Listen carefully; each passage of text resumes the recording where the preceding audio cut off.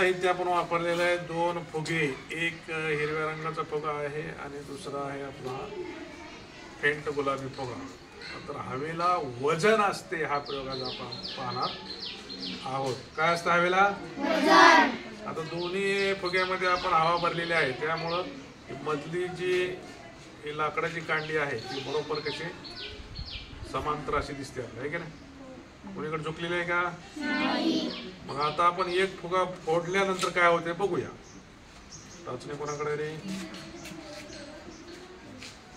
आता एक फुगा तिकडून टाचणी लाव।